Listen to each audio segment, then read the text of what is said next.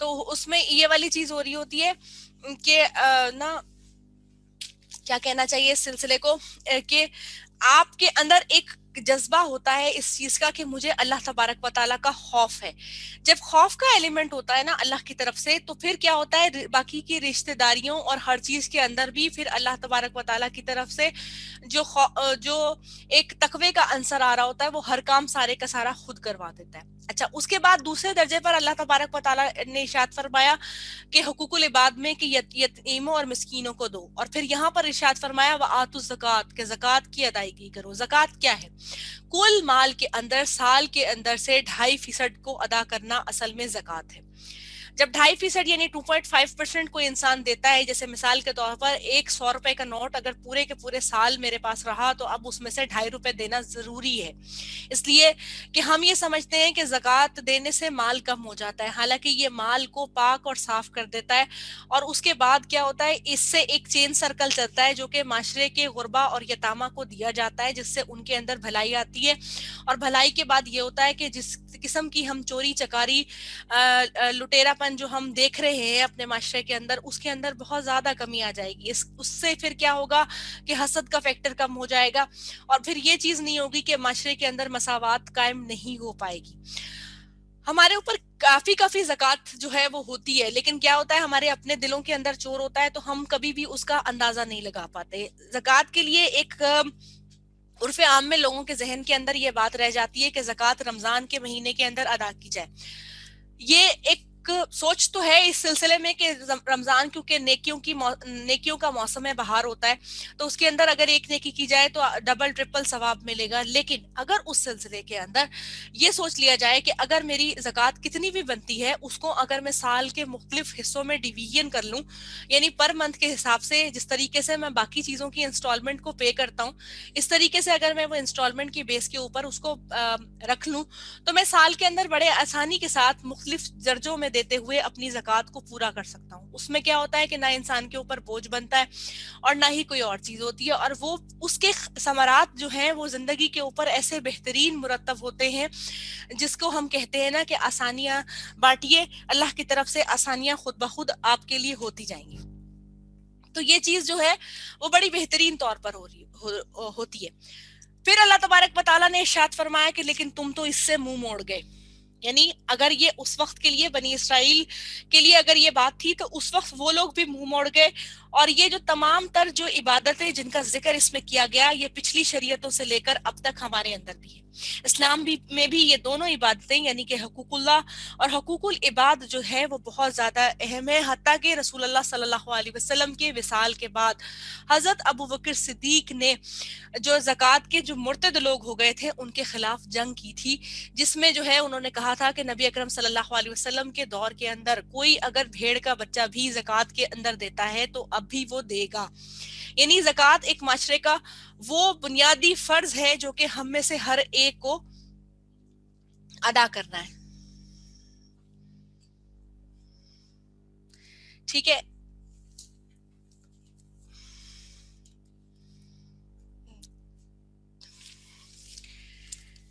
اس کے بعد اللہ تبارک و تعالیٰ نے ارشاد فرمایا وَإِذْ اور جب اخذنا لیا ہم نے میثاقکم پختہ عہد تم سے لا تسفکون نہیں تم بہانا دماؤکم اپنے خون کو ولا تخرجون اور نہ تم نکالنا انفسکم اپنے نفسوں کو من دیارکم اپنے گھروں سے ثم اقررتم پھر اقرار کیا تم نے وانتم تشہدون اور تم تو گواہ ہو. نبی اکرم صلی اللہ علیہ وسلم کے زمانے میں انصار جو کہ اسلام سے قبل مشرک تھے، ان کے دو قبیلے تھے، ایک اوس تھا اور ایک خزرج تھا. ان کی آپس میں آئے دن کی لڑائی ہوتی رہتی تھی. اس طرح یہود مدینے کے 3 قبائل تھے، بنو قینقا، بنو نذیر اور بنو قریظہ. یہ بھی آپس میں لڑتے رہتے تھے. بنو قریظہ اوس کے حلیف تھے یعنی ساتھی تھے، اور بنو قینقا اور بنو نذیر خزرج کے حلیف تھے. جنگ میں یہ اپنے حلیفوں کی مدد کرتے اور اپنے ہی ہم مذہب یہودیوں کو قتل کیا کرتے تھے، جو کہ ان کے اوپر حرام تھا. انہی کے گھروں کو یہ لوگ لوٹا کرتے تھے. ٹھیک ہے. اور اس کے بعد پھر کیا کرتے تھے کہ انہیں جلا وطن پھر یہ لوگ کر دیا کرتے تھے. تو رات کے مطابق ان پر ایسا کرنا شدید حرام تھا. لیکن پھر انہی یہودیوں کو جب وہ مغلوب ہونے کی وجہ سے قیدی بن جاتے تو فدیہ دے کر چھڑاتے اور کہتے کہ ہمیں تو تورات میں حکم دیا گیا ہے. ان آیات میں یہودیوں کے اسی کردار کو بیان کیا گیا کہ انہوں نے شریعت کو عجیب طرز میں کر لیا تھا, یعنی موم کی ناک بنا لیا تھا, مراد اپنی مرضی سے اسے توڑتے مڑوڑتے رہتے تھے. بعض چیزوں پر ایمان لاتے, بعض کو ترک کر دیتے, کسی حکم پر عمل کر لیتے اور کسی حکم کو اہمیت نہ دیتے. قتل, اخراج اور ایک دوسرے کے خلاف مدد کرنا ان کی شریعت میں بھی حرام تھا. ان امور کو پھر بھی اس کا یہ ارتکاب کرتے, حالانکہ ان کو کرنے کے لیے انہیں سخت ترین ممانعت دی گئی تھی, یعنی شدید ان کے اوپر اس چیز کی ممانعت تھی. میرے پاس اس وقت جو ہے وہ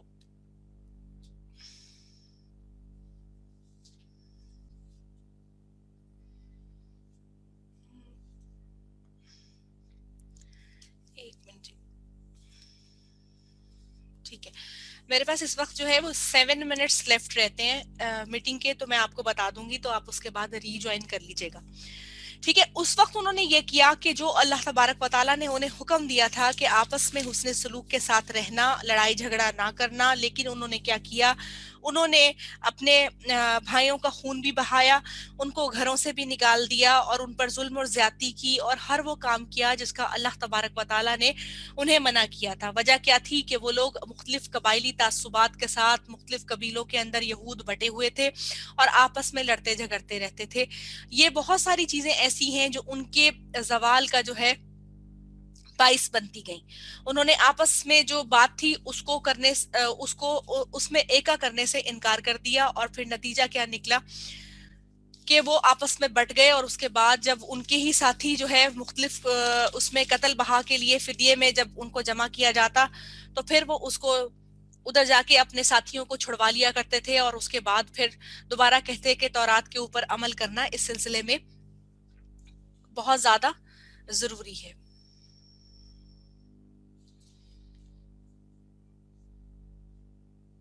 ٹھیک ہے جی. سما پھر تم وہ لوگ ہو, ہاولائی تم ہی وہ لوگ ہو, تقتلونا جو تم قتل کرتے ہو, انفسکم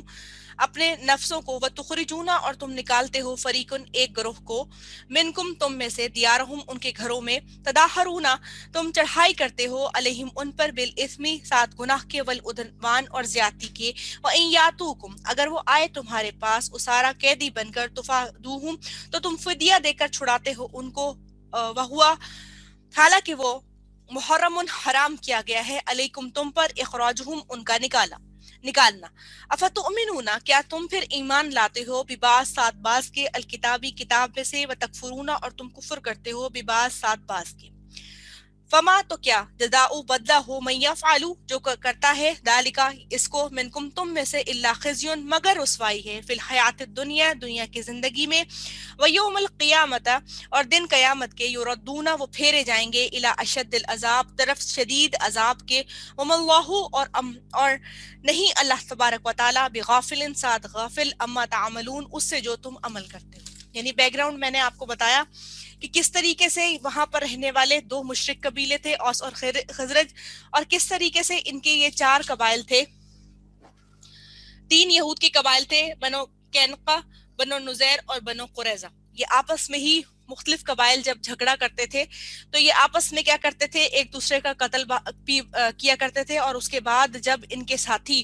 یعنی کہ یہود کے جب ساتھ میں, اگر مثال کے طور پر دونوں کے دونوں قبائل کے اندر لڑائی ہو رہی ہے, جس میں بنو قریظہ اوس کے حلیف ہیں اور بنو قینقا اور بنو نذیر جو ہے وہ خزرج کے حلیف ہیں, تو جب آپس میں یہ جنگیں ہوتی تو لازمی بات ہے یہود بھی آپس میں اپنے ہی ساتھیوں کو قتل کیا کرتے تھے, جن کو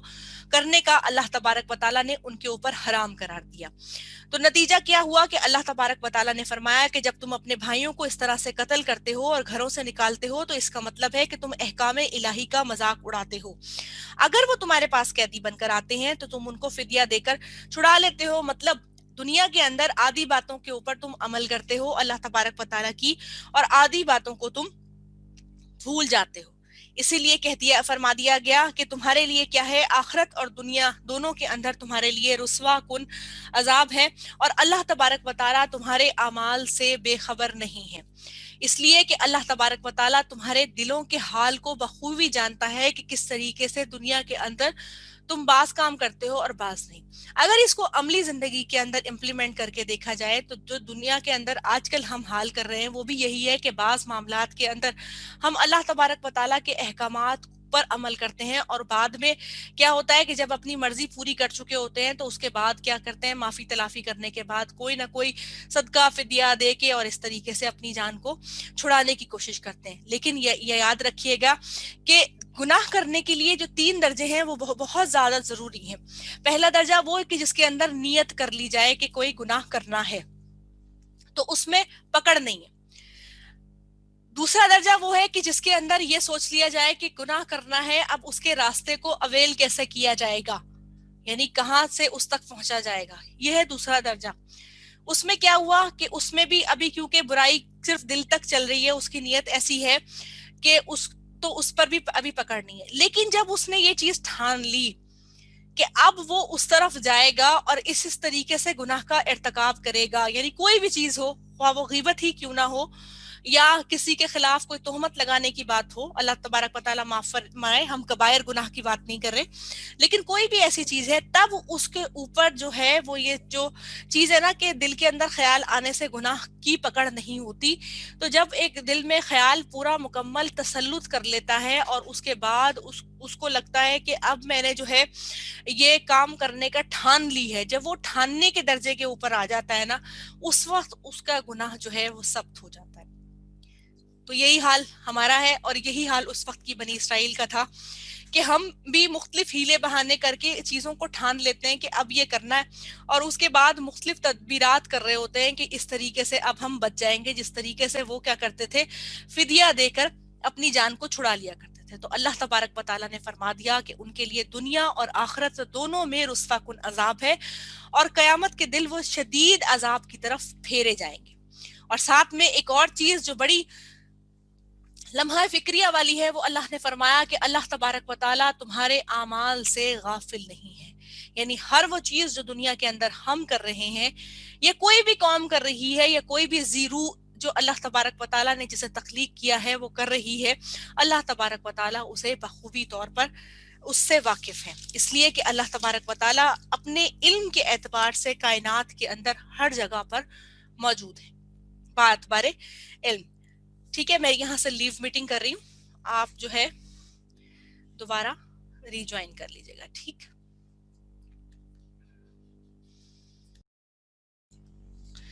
السلام علیکم ورحمۃ اللہ وبرکاتہ، مجھے کائنڈلی کنفرم کیجیے کہ آواز بالکل آ رہی ہے آپ لوگوں کے پاس، آواز آ رہی ہے پراپر؟ ٹھیک ہے جی۔ تو اس کے بعد بسم اللہ الرحمن الرحیم، اللہ تبارک و تعالیٰ نے آیت نمبر 86 میں ارشاد فرمایا،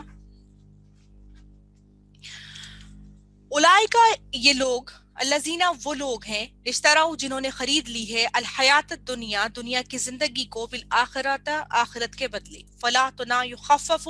ہلکا کیا جائے گا، عنہم ان سے، العذاب عذاب کو، ولا هم ینصرون اور نہ ہی وہ مدد دیے جائیں گے۔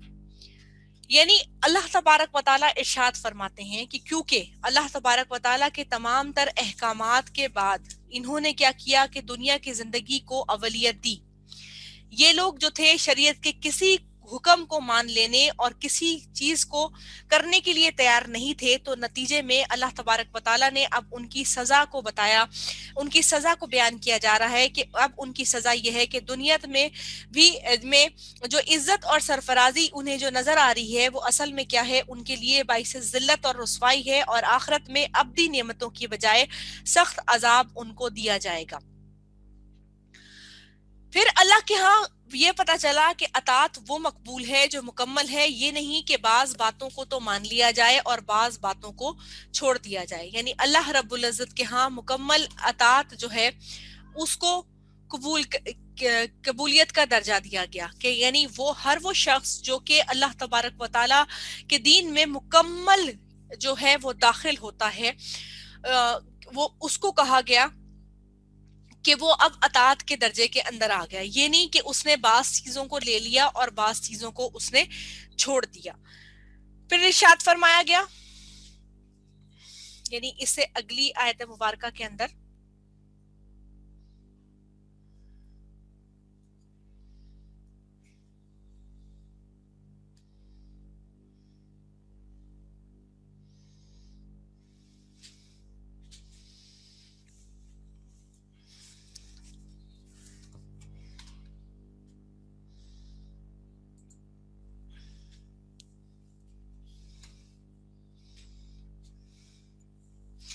پھر ارشاد فرمایا گیا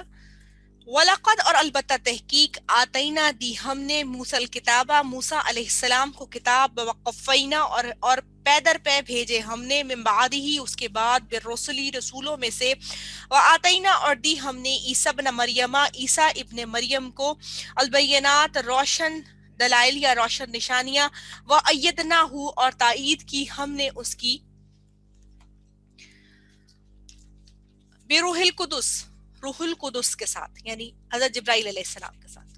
افکلما پھر جب کبھی جاءکم آیا تمہارے پاس رسول کوئی رسول بما لا تہوا ساتھ اس کے جو لا تہوا نہیں پسند آیا تمہارے نفسوں کو استکبرتم تکبر کیا تم نے ففریقن تو ایک گروہ کو کذبتم جھٹلایا تم نے وفریقن اور ایک گروہ کو تقتلون تم قتل کرتے رہے. اللہ تبارک و تعالی آیت نمبر 86 کے اندر 87 الحمدللہ سٹارٹ ہو گئی ہماری 87 کے اندر اللہ تبارک و تعالی ان کے اعمال کا ذکر کر رہے ہیں. اللہ تعالیٰ فرماتے ہیں کہ اللہ تبارک و تعالی نے موسیٰ علیہ السلام کو کتاب اور ہدایت دے کر بھیجا تھا. موسیٰ علیہ السلام کے اوپر تورات کا نزول ہوا. اس کے بعد اللہ تبارک و تعالی نے روشن دلائل جو دیے ان کو وہ کیا تھے ان کو ید بیضا دی گئی اور اس کے ساتھ ساتھ جو ہے اللہ تبارک و تعالیٰ نے ان کو جو ہے عصا کا جو ہے معجزہ دیا جس کے ذریعے سے وہ فرعون کے پاس گئے اور اللہ کے حکم سے ان کو تبلیغ کی تدریس کی کہ وہ لوگ کسی طریقے سے اللہ تبارک و تعالیٰ کے واحد دین کی طرف آ جائیں. کچھ لوگ مان گئے اور کچھ نہیں مانے. اس کے بعد اللہ تبارک و تعالیٰ نے ارشاد فرمایا کہ ہم نے موسیٰ علیہ السلام کے بعد پے در پے یعنی ایک کے بعد ایک تسلسل سے تمہارے پاس نبی بھیجے جیسے حضرت الیاس علیہ السلام حضرت یحییٰ علیہ السلام حضرت زکریا داؤد سلیمان اور عیسیٰ علیہ السلام یعنی سب کو تمہارے پاس بھیجا تاکہ تمہارے پاس وہ روشن دلائل لے کر آئیں اور پھر کیا ہو کہ تمہارے لیے بہتری کا باعث بنے. بینات سے مراد وہ روشن چیزیں ہوتی ہیں یا وہ واضح دلائل ہوتے ہیں جو کہ اللہ تبارک و تعالیٰ ایک نبی کو دے کر بھیجتے ہیں تاکہ اس کے ذریعے سے اللہ تبارک و تعالیٰ کی وحدانیت کو وہ لوگوں کے سامنے عیاں کریں.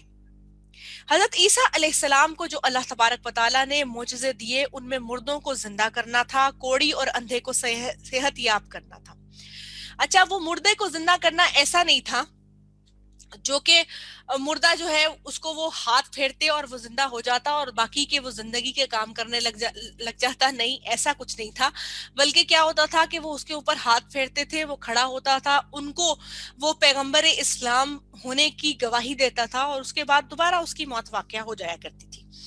کیونکہ اللہ تبارک و تعالیٰ کی طرف سے اس کے پاس سے جو مدت مہلت تھی وہ مکمل ہو چکی تھی. اس کے بعد فرمایا گیا وہ کوڑی کو جو ہے وہ ٹھیک کر دیتے تھے اور اس کے بعد مادرزاد اندھے کو شفا یاب اللہ کے حکم سے کر دیا کرتے تھے. اس کے بعد فرمایا گیا کہ روح القدس کے ذریعے سے ہم نے ان کی تصدیق کروائی. روح القدس جو ہے وہ کیا ہے حضرت جبرائیل علیہ السلام جو کہ اللہ تبارک و تعالیٰ کا پیغام لے کر انبیاء علیہ السلام کے پاس آتے ہیں یعنی اللہ تعالیٰ کے حکم سے حضرت جبرائیل علیہ السلام حضرت عیسیٰ کی پیدائش سے قبل آپ کی والدہ کے پاس گئے اور حضرت جبرائیل نے اللہ کے حکم سے حضرت مریم علیہ السلام کے گریبان میں پھونک ماری جس سے حضرت عیسیٰ علیہ السلام کی جو ہے ولادت کا ظہور ہوا. جب لوگوں نے حضرت مریم علیہ السلام پر الزام لگایا تو اللہ تعالیٰ نے حضرت جبرائیل کو دوبارہ حکم دیا اور حضرت جبرائیل علیہ السلام پنگوڑے میں جو بچہ موجود تھا جو حضرت عیسیٰ علیہ السلام موجود تھے ان کو مطلب حکم اس طرح کا دیا گیا کہ وہ بول پڑے اور انہوں نے اپنی والدہ کی جو کیا کہنا چاہیے ان کی جو طہر تھا اور ان کی پاکیزگی جو تھی اس کا ذکر فرمایا گیا.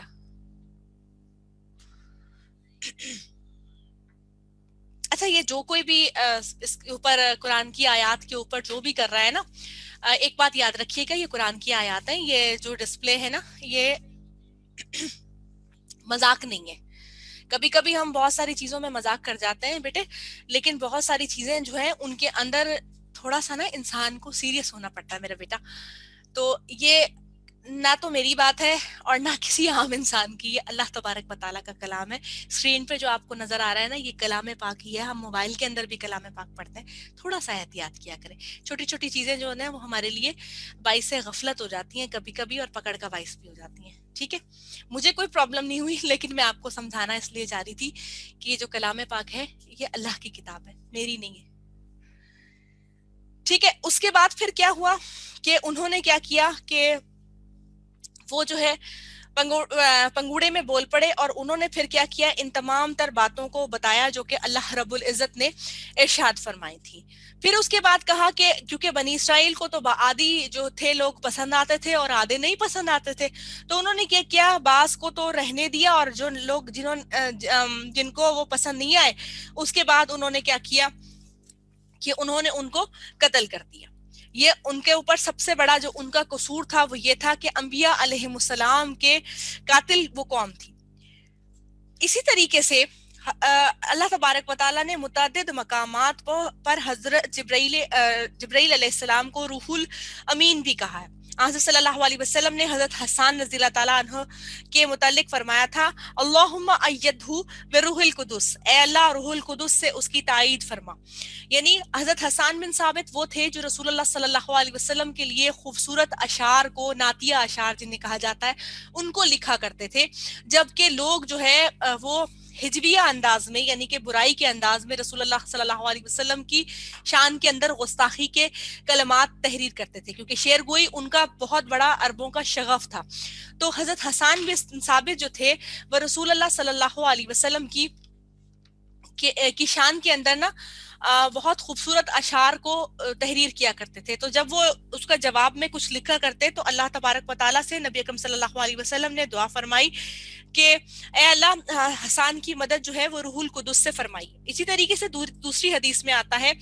وَجِبْرَائِیلُ مَعَکَ, جبرائیل علیہ السلام تمہارے ساتھ ہیں. معلوم یہ ہوا کہ روح القدس سے مراد حضرت جبرائیل علیہ السلام ہی ہے.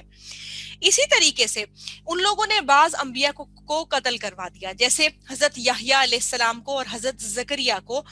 انہوں نے کیا, اور حضرت عیسیٰ علیہ السلام کو بھی, کیونکہ اللہ تبارک و تعالیٰ نے تو ان کو آسمانوں پر بلند کر لیا یعنی اٹھا لیا, لیکن ان کے نزدیک کیا ہوا کہ انہوں نے یہی سوچا کہ وہ جو ہے نعوذ باللہ کہ حضرت عیسیٰ علیہ السلام کو انہوں نے کیا کہتے ہیں پھانسی دے دی یا اس قسم کی کوئی چیز کی, یعنی جو کراس کا سائن جو بنا ہوا ہوتا ہے, صلیب کا جو سائن ہوتا ہے, تو اس میں جو ہے جو وہ اپنی طرف سے ڈپکشن کرنے کی کوشش کرتے ہیں وہ یہی تھی. اس طریقے سے ذکر فرمایا گیا کہ ان کے ساتھ اچھا مطلب کہ تم لوگوں نے سلوک نہیں کیا. پھر اس کے بعد ان لوگوں نے خود کہا, یعنی کہ جب ان سے اس طرح کی بات کی گئی کہ تم نے ایک گروہ کو قتل کیا اور ایک گروہ کو نہیں کیا, تو انہوں نے کہا وقالوا, اور وہ کہنے لگے قلوبنا, دل ہمارے غلف غلاف زدہ ہیں, بلکہ لعنہم اللہ, بلکہ لعنت کی ہے اللہ تعالیٰ نے ان پر,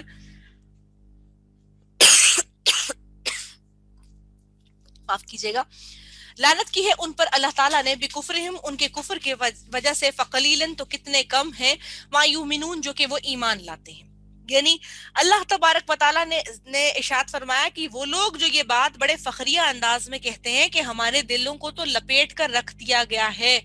یعنی کہ تم جو جس دعوت کی طرف ہمیں بلاتے ہو اس سے ہمارے دل جو ہے وہ پردے کے اندر ہیں. یعنی وہ لوگ یہ کہا کرتے تھے کہ اے محمد صلی اللہ علیہ وسلم, آپ کی باتوں کا ہم پر اثر نہیں ہوتا, جس طریقے سے سورۃ حامیم السجدہ کی آیت نمبر 5 کے اندر ارشاد فرمایا گیا وَقَالُوا قُلُوبُنَا فِي أَكِنَّةٍ مِّمَّا تَدْعُونَا إِلَيْهِ, کہ یعنی ہمارے دل اس دعوت سے پردے میں ہیں جس کی طرف تو ہمیں بلاتا ہے. یعنی دلوں پر حق کی بات کا اثر انداز نہ ہونا کوئی فخر کی بات نہیں ہے، بلکہ کیا ہے، یہ اللہ کی طرف سے ملعون ہونے کی علامت ہے۔ یعنی دلوں کے اندر ایمان اصل میں ہے ہی نہیں۔ وجہ کیا ہے کہ دلوں کے اندر خود ساختہ ایک انا کو گھڑ رکھا ہے، جس کی بنا پہ کہا گیا کہ اب جو ہمارے دل ہیں ان کو ایک غلافوں نے ڈھک رکھا ہے، ہمارے دلوں کے اندر تمہاری بات اثر انداز نہیں ہوتی۔ عموماً ایسا رویہ وہ لوگ کرتے ہیں کہ جو لوگ یہ سمجھتے ہیں کہ اب ہمارے پاس جو علم آ گیا ہے اس سے ہم بہت زیادہ علم فاضل ہو گئے ہیں، اب ہمیں اور سیکھنا نہیں چاہیے۔ انسان کے جہالت کی طرف پہلا قدم رکھنے کی سب سے بڑی دلیل ہی یہ ہے کہ وہ یہ سمجھ لے کہ اب میرے پاس علم کی اور گنجائش نہیں بچتی، بلکہ کیا ہے کہ میں جو ہوں وہ سب کچھ سیکھ چکا ہوں۔ تو وہ کیا ہوتا ہے، انسان کو جہالت کی طرف لے کے جانے کے لیے وہ چیز کافی ہوتی ہے، اور یہی کہا گیا کہ ان کے دلوں کے اندر اب ایمان نہیں۔ پھر فرمایا گیا ولما، اور جب کبھی جاہم آئی ان کے پاس کتابن ایک کتاب من عند اللہ اللہ کے پاس سے، مصدق لما تصدیق کرنے والی واسطے اس کے جو معہم ان کے پاس تھی، وقانو اور وہ تھے وہ من قبلہ اس سے پہلے، یستفتحون اس سے پہلے فتح کی دعائیں کرتے، علی الذین ان لوگوں پر کفروا جنہوں نے کفر کیا، فلما تو جب جاءہم آ گیا ان کے پاس ما عرفو جس کو انہوں نے پہچان لیا، کفروا انہوں نے کفر کیا بھی ساتھ اس کی، فلعنت اللہ تو کیا ہے، لعنت ہے اللہ تعالیٰ کی، علی الکافرین کافروں پر۔ یعنی پھر یہ کہا گیا کہ وہ لوگ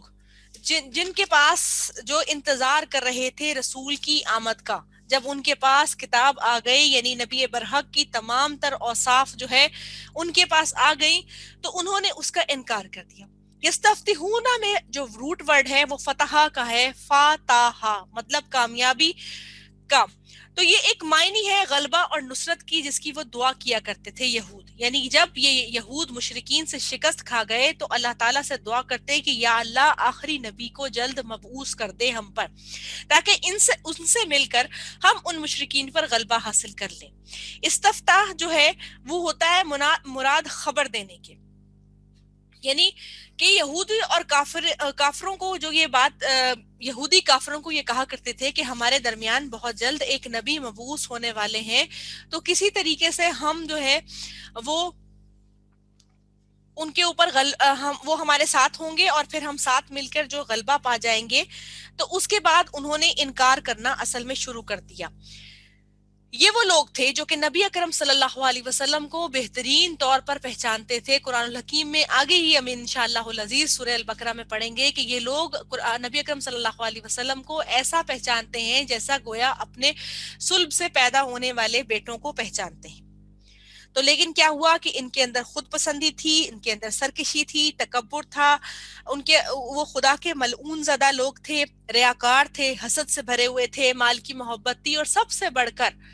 نبی اکرم صلی اللہ علیہ وسلم کو مبعوث اللہ تبارک و تعالیٰ نے بنی اسماعیل میں فرمایا، تو سب سے بڑا حسد انہیں اس بات کا تھا کہ نبی اکرم صلی اللہ علیہ وسلم بنی اسرائیل سے کیوں نہیں پیدا ہوئے۔ اللہ تبارک و تعالیٰ جس کو جہاں رکھتا ہے نا، جن مراتب پہ رکھتا ہے، وہ اللہ تبارک و تعالیٰ زیادہ بہتر طور پر جانتا ہے۔ تو ان کے ذہنوں میں یہ تھا کہ بنی اسرائیل سے اگر آخری نبی مبعوث ہوتے تو ہمیں زیادہ غلبہ ملتا، حالانکہ کیا تھا کہ ابو الانبیاء کی اولاد میں سے نبی اکرم صلی اللہ علیہ وسلم ہیں، حضرت ابراہیم علیہ السلام کی، اور حضرت ابراہیم علیہ السلام کی دعا کا ثمر ہے جو انہوں نے بیت اللہ کی تعمیر کرتے ہوئے دعا فرمائی تھی۔ لیکن کیا ہوا، انہوں نے اپنے ازلی حسد کی وجہ سے اس چیز کو جھٹلا دیا، اور اس کے بعد انہوں نے کہا کہ ہم تو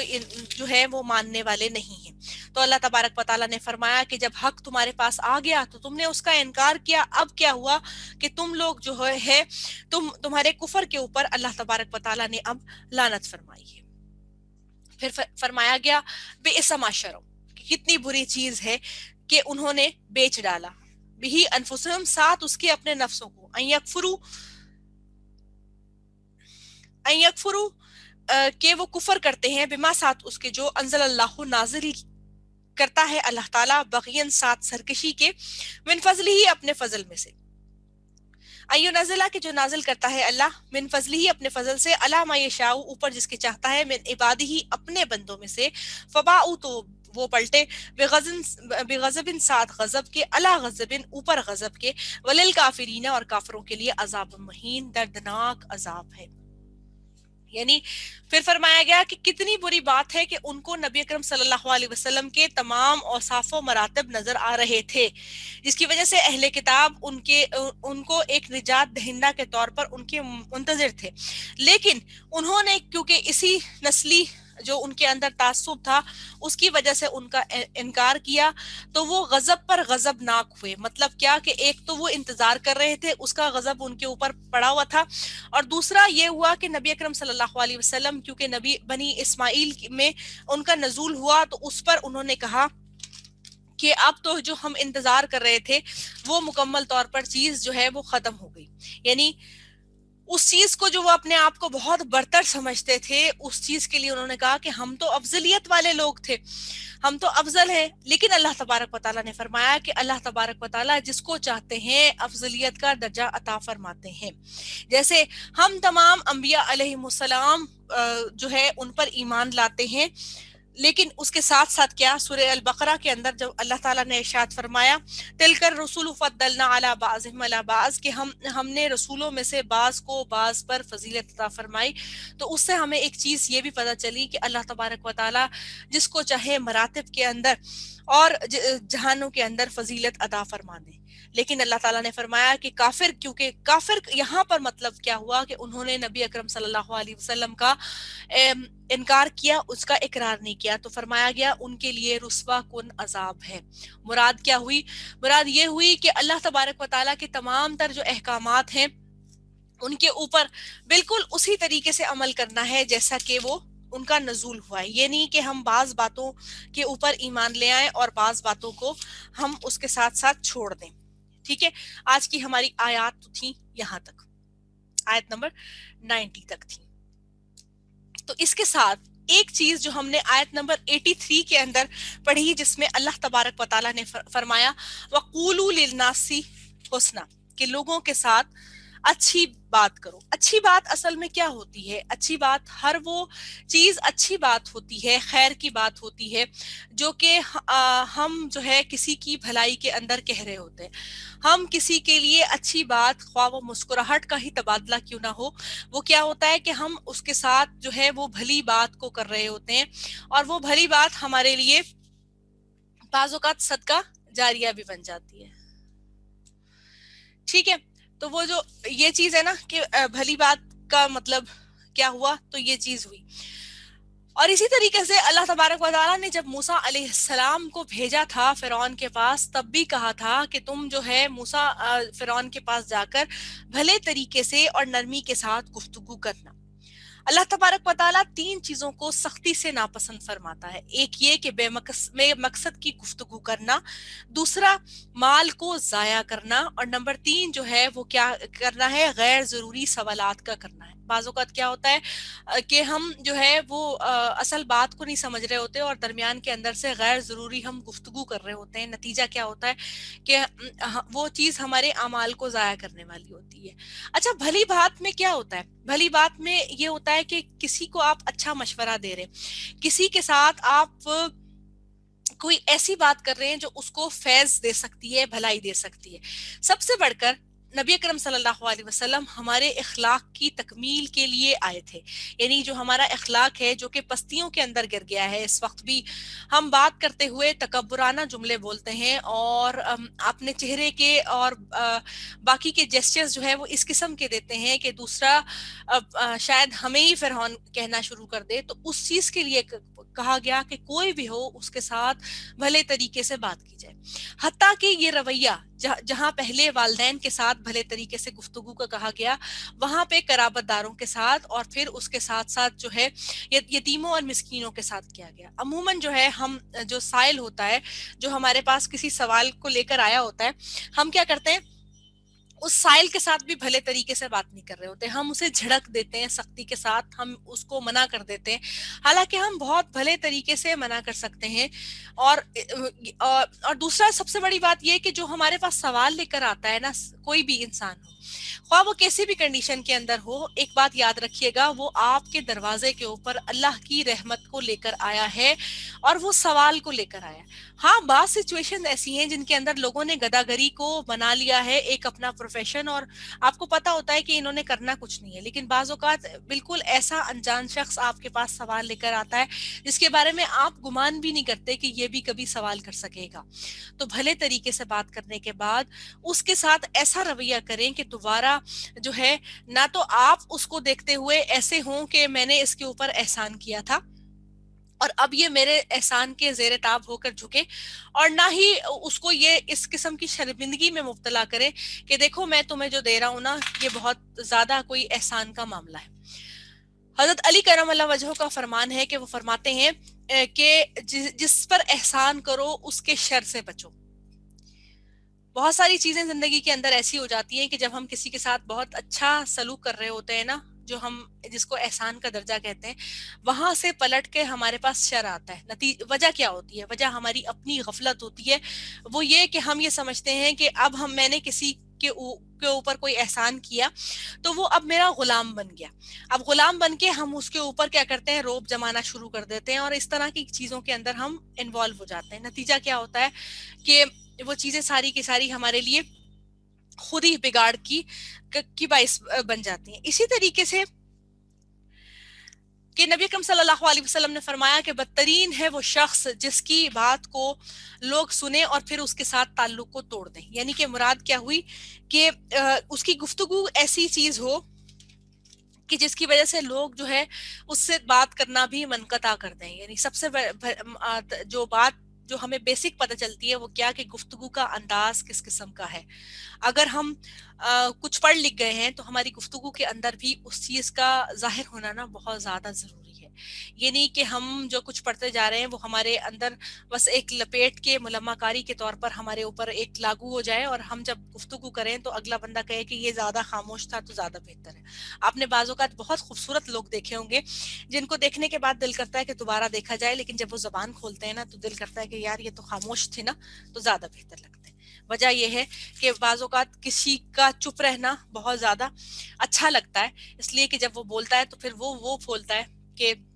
بہت سارے لوگوں کو تکلیف ہو جاتی ہے۔ تو وہ قولوا للناس حسنا کے اندر اچھی گفتگو ہے جو کہ سب سے پہلے انسان کے اپنے نفس سے شروع ہوتی ہے۔ ہم نے بہت ساری چیزوں کو دوسروں کے اوپر ڈال دیا کہ دوسرا اچھی طریقے سے ہمارے سے بات نہیں کرتا، لیکن کبھی بھی ہم نے یہ نہیں سوچا کہ ہم نے کبھی اچھی طریقے سے بات کی، یا ہم کبھی پہل کرنے میں کسی اچھی چیز کے لیے ہم آگے بڑھے۔ جب ہم یہ چیز نہیں سوچتے نا تو وجہ کیا ہوتی ہے کہ ہم جو ہے دوسرے کو فنگر آؤٹ کر رہے ہوتے ہیں اور بدلے میں 4 انگلیاں ہمارے اوپر خود آ رہی ہوتی ہیں۔ اللہ کا لاکھ لاکھ شکر، آج آیت نمبر 90 تک ہم نے مکمل کیا۔ زندگی بخیر رہی تو انشاءاللہ العزیز اس کو آگے لے کے بڑھیں گے، اور ٹائم بھی ہمارا مکمل ہو گیا۔ آپ کا اس سلسلے میں کوئی سوال ہو تو مجھے بتا دیجئے، پھر ہم اس کو میٹنگ کو اپنی اینڈ کر لیتے ہیں۔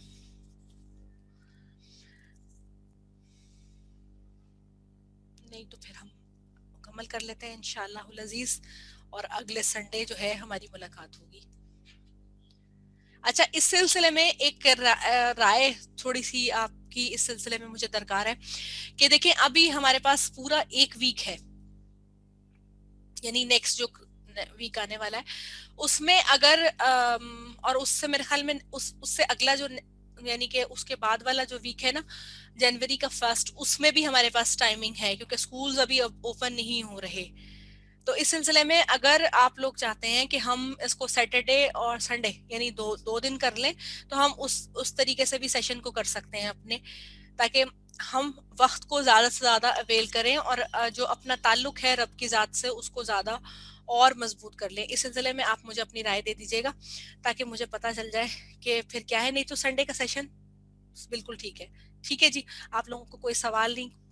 تو سیشن ہم مکمل کر لیتے ہیں. اللہ تعالیٰ ہم سب کا حامی و ناصر ہو. سیکھنے اور سمجھنے کے لیے جس چیز کے لیے ہم جمع ہوئے ہیں اللہ تبارک و تعالیٰ اس کو ایمان راسخ کی طرح ہمارے دلوں کے اندر گاڑ دے، تاکہ ہر وہ چیز جو ہم پڑھتے ہیں اس کو سمجھنے کے ساتھ وہ ہمارے عمل کے اندر بھی آ جائے. آمین. اور